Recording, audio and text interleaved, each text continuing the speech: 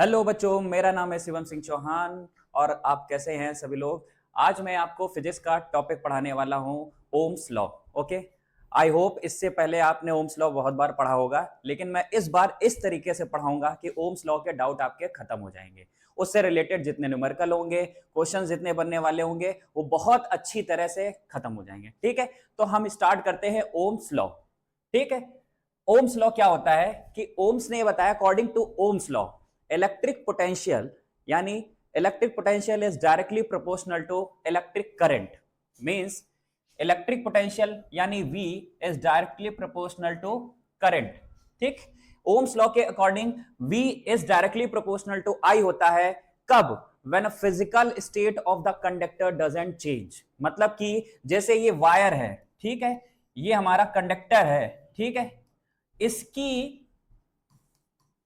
इस पर physical effect, उसकी फिजिकल अपीयरेंस में कोई चेंज नहीं आया। मतलब उसकी जो भौतिक बनावट है, जैसे मैं दिख रहा हूं आपको, ठीक है, सुंदर सा, गोरा सा, है ना, थोड़ा सा दुबला सा, तो इसमें अपीयरेंस मतलब जैसा मैं दिख रहा हूं, इसमें कोई चेंजेस नहीं आने चाहिए। मतलब कि जैसे ठंडियों में क्या होता है कि जब विंटर आती है तो वायरिंग क्या होती है, कॉन्ट्रैक्ट हो जाती है, और गर्मियों में वायरिंग क्या हो जाती है, एक्सपैंड होने लगती है। ठीक है, तो इसका इफेक्ट नहीं पड़ना चाहिए। लाइक का प्रेशर,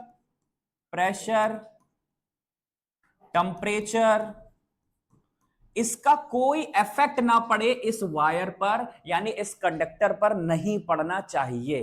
तो इलेक्ट्रिक पोटेंशियल जो होता है हमारा, वो डायरेक्टली प्रोपोर्शनल टू होता है करंट के। ठीक है, समझ में आ रहा बच्चों? ठीक, जो इलेक्ट्रिक पोटेंशियल होता है वो क्या होता है, करंट के डायरेक्टली प्रोपोर्शनल होता है। कब? जब उसकी फिजिकल अपीयरेंस यानी physical state of the conductor doesn't change, means like pressure और टेम्परेचर का उस पर कोई इफेक्ट ना पड़े। तो ओम्स लॉ के according V is directly proportional to I, यानी electric potential is directly proportional to क्या होता है बेटा, करंट होता है। ठीक है, और जब प्रोपोर्शनलिटी का साइन हटता है, यहां पे एक कांस्टेंट आ जाता है, जिस कांस्टेंट को हम कहते हैं R। क्या कहते हैं? R कहते हैं। इसी कांस्टेंट को हम लोग बेटा क्या कहते हैं, रेजिस्टेंस कहते हैं। क्या कहते हैं बेटा? रेजिस्टेंस कहते हैं। ठीक है, यहां पर ये जो कांस्टेंट आया है R, इसी R को हम कांस्टेंट को क्या कहते हैं, रेजिस्टेंस कहते हैं। तो ये हमारा जो आया है इसका नाम क्या है, रेजिस्टेंस। तो एक अनदर डेफिनेशन बनके यहां तैयार हुई है कि ओम्स ने बताया कि V और I का जो रेशियो है, V और I का जो रेशियो है ऑलवेज इक्वल टू कांस्टेंट, है ना, कि कांस्टेंट होने वाला है, कभी भी वोल्टेज और करंट का रेशियो नहीं बदलेगा। ठीक है, जो उसकी वैल्यू है वो किसके बराबर होगा, रेजिस्टेंस के बराबर होगा। मतलब अगर मेरे को रेजिस्टेंस निकालना है किसी कंडक्टर का, तो हमें वोल्टेज पता होना चाहिए और करंट पता होना चाहिए, दोनों को डिवाइड कर दो, वही हमें क्या करेगा, रेजिस्टेंस देगा। ठीक है, समझ में आ रहा कि नहीं आ रहा? इसी रेजिस्टेंस की जो यूनिट होती है ओम्स होती है। क्या होती है बेटा? ओम्स। ठीक है, ओम को ऐसे डिनोट करते हैं। ठीक है, यानी जैसे 2 ओम, 3 ओम, ये हमारी क्या हो गई, रेजिस्टेंस की यूनिट हो गई। समझ में आया कि नहीं? अब ये बताओ, ठीक है, चलो आगे बढ़ते हैं कि मैंने बताया V is directly proportional to I है। क्या है? V is directly proportional to I है, electric potential is directly proportional to current. ठीक, तो इसका ग्राफ कैसा होगा, इसका ग्राफ कैसा होगा बेटा? मैथ में तुम लोगों ने पढ़ा y is equal to M X का ग्राफ कैसा होता है, ऐसा ही तो होता है। क्यों ऐसा? तो देखो v इज इक्वल टू क्या हो गया हमारा, आई आर। हुआ कि नहीं हुआ? हुआ कि नहीं? तो v और I में जो ग्राफ होगा वो क्या होगा, ऐसा कुछ होगा कि नहीं होगा? तो ये जो, अगर ये v है और ये I है, तो थर्ड लाइन क्या है, ये थर्ड लाइन किसको डिनोट करती है बेटा? यही रेजिस्टेंस को डिनोट करती है। किसको डिनोट करती है? रेजिस्टेंस को। किसको? रेजिस्टेंस को। बेटा समझ में आ रहा? तो कभी कभी एग्जाम में ऐसे भी क्वेश्चन आए हुए हैं, तो ये हमारा देखो, ठीक है, ये रेजिस्टेंस है, यहां से ये थीटा यानी एंगल बना रहा है। ठीक, एक एग्जाम में क्वेश्चन आया था, ठीक, ये V है, ये I है एक्सिस, और यहां पे दो ऐसे, ये बोला कंडक्टर A है और ये कंडक्टर B है, ये कंडक्टर A है और ये कंडक्टर B है। तो पूछा गया था बताओ कि किसका रेजिस्टेंस ज्यादा होगा। किसका रेजिस्टेंस ज्यादा है, किस कंडक्टर का रेजिस्टेंस कम है।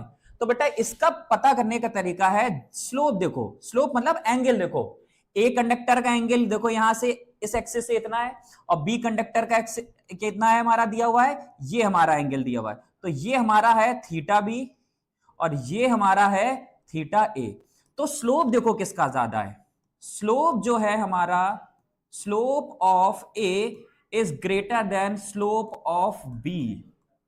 ठीक, तो यानी जिसका स्लोप ज्यादा उसका रेजिस्टेंस ज्यादा, जिसका स्लोप ज्यादा होगा उसका रेजिस्टेंस ज्यादा होगा, यानी resistance of conductor A is greater than resistance of conductor B, यानी रेजिस्टेंस ऑफ ए ज्यादा होगा एज कंपेयर टू बी। तो इससे हमें यह पता चल जाएगा कि अगर यहां कितने भी कंडक्टर यहां पे ए बी सी दिए, हमें सबका एंगल चेक करना है, स्लोप देखना है एक्सिस से, इस एक्सिस से स्लोप देखेंगे, जिसका स्लोप ज्यादा उसका रेजिस्टेंस ज्यादा। अच्छा ये बताओ कि अगर रेजिस्टेंस ज्यादा है तो करंट क्या होगी, रेजिस्टेंस ज्यादा है तो करंट क्या होगी। अच्छा ये बताइए पहले, ओम्स लॉ समझ में आया कि नहीं आया। ओम्स लॉ क्या था, according to Ohm's law electric potential is directly proportional to current. क्या, electric potential is directly proportional to current if physical state of the conductor doesn't change. अगर उसकी कोई फिजिकल अपीयरेंस, उसका फिजिकल इफेक्ट उस पर कोई पड़ ही नहीं रहा, चेंज ही नहीं हो रहा, लाइक प्रेशर और टेम्परेचर का उस पर कोई भी इफेक्ट नहीं पड़ रहा, प्रभाव नहीं पड़ रहा है। मतलब ये पेन ऐसा है, सपोज करो एक कंडक्टर है, ये अभी भी ऐसा है, ठंडियों में भी ऐसा है, गर्मियों में भी ऐसा है, सेम है, तो electric potential is directly proportional to current हो जाएगा। मतलब कि इस पे प्रेशर और टेम्परेचर का कोई इफेक्ट नहीं पड़ रहा है, चेंज ही नहीं हो रही है इसकी स्टेट, जैसा है वैसा ही है। ठीक, तो ओम्स लॉ ये हमारा हो गया। आई होप आप सभी को समझ में आ गया होगा। ठीक, अब हमने बताया कि जो ये थर्ड प्रॉपर्टी है यहां से जनरेट हुई रेजिस्टेंस, तो रेजिस्टेंस क्या हुआ, रेजिस्टेंस क्या होता है, it is a ratio of voltage to the current. Resistance क्या है, विच रेजिस्ट, जो विरोध कर रहा है किसका, करंट का, चार्ज का फ्लो होने का। और इसीलिए देखो रेजिस्टेंस का सिंबल ऐसा होता है, कुछ ऐसा होता है कि नहीं होता है, ये देखो।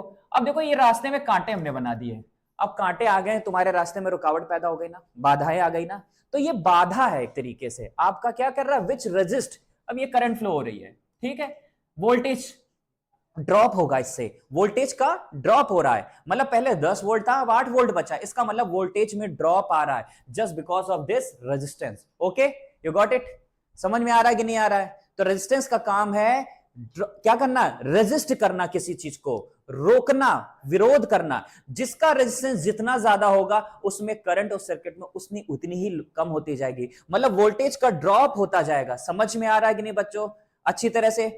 ओके, इतना समझ में आया, ठीक है। ठीक, अब ये बताओ, तो अगर मैं इसकी बात करूं तो मेरा ये ग्राफ था,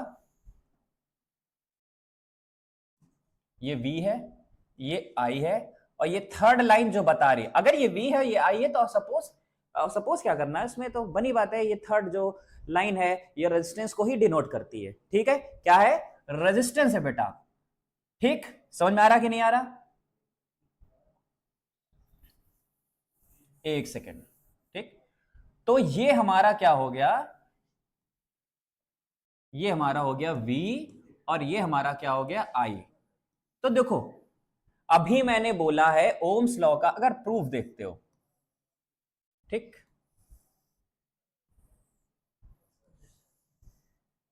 क्या देखते हो बेटा, प्रूफ, ये V मान लिया वोल्टेज के लिए और ये करंट के लिए, और मैंने देखना है कि रेजिस्टेंस जो होता है वो हमें क्या होता है, हमेशा कांस्टेंट होता है, और ग्राफ कैसा होता है, स्ट्रेट लाइन, एकदम स्ट्रेट लाइन ग्राफ है। देख रहे हो y इक्वल टू mx को फॉलो कर रहा है, v is directly proportional to I, तो थर्ड लाइन क्या होगी, थर्ड लाइन क्या होगी, ये रेजिस्टेंस को डिनोट कर रही।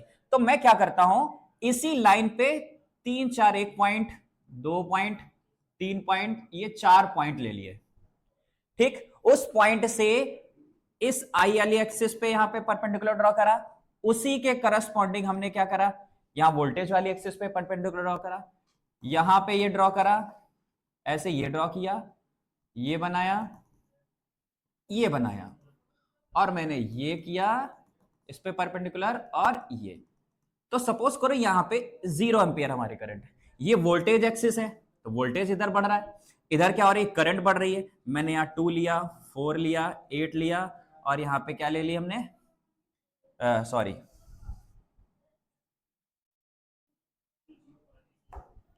ठीक, 2 ले लिया, 4 ले लिया, 6 ले लिया, 8 ले लिया, ठीक। यहां पे मैंने 4, 8, 12 और 16 लिया, ठीक।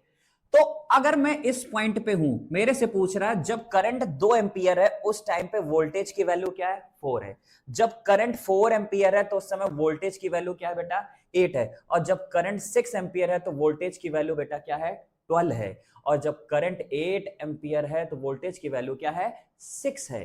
तो अगर मैं यहां पे वोल्टेज एक्सिस को देखता हूं और ये करंट वाली है, ठीक, जिस समय हमारी करंट क्या हो गई, अब जीरो जिस समय है तो उस समय जीरो ही वोल्टेज है, ठीक है, जीरो करंट है तो जीरो वोल्टेज है। तो मैंने ले लिया 2, 2 के करस्पॉन्डिंग वोल्टेज कितना हो गया, 4, 4 के करस्पॉन्डिंग हमारा वोल्टेज कितना हो गया, 8, और 6 के करस्पॉन्डिंग हमारा वोल्टेज कितना है, 12 है, और 8 के करस्पॉन्डिंग हमारा कितना दिया है, 16।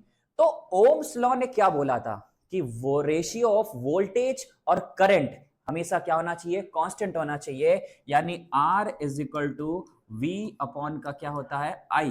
तो देखो बेटा, V कितना है हमारा, 4 है जिस समय, उस समय करंट कितनी है, 2 है। अगर मैं सॉल्व कर रहा हूं तो क्या आ रहा है, 2 ओम आ रहा है, ठीक। जिस समय, इसी को सॉल्व कर लो, अगर मैं 4/2 कर रहा हूं तो भी 2 आ रहा है, 8/4 कर रहा हूं तो भी 2 आ रहा है, और 12/6 कर रहा हूं तब भी 2 आ रहा है, क्योंकि रेजिस्टेंस क्या होता है, V/I। और 16/8 कर रहा हूं तो भी 2 आ रहा है। इतना समझ में आया कि नहीं आया? तो बेटा यही है ओम्स लॉ। समझ गए कि नहीं समझ गए?